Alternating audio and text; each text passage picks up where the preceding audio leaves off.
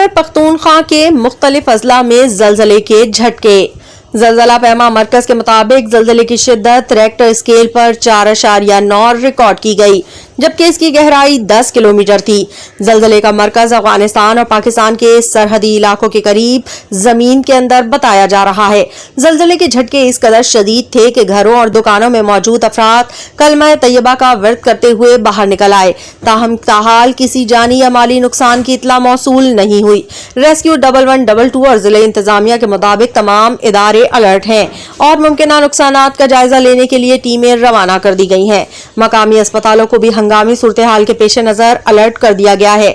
महकमा मौसमियात और जलजला पैमा मरकज शहरियों से अपील कर रहे हैं कि वो अफवाहों से गुरेज करें और जलजले के बाद मुमकिन आफ्टर शॉक्स के पेश नजर एहतियाती तदाबीर इख्तियार करें।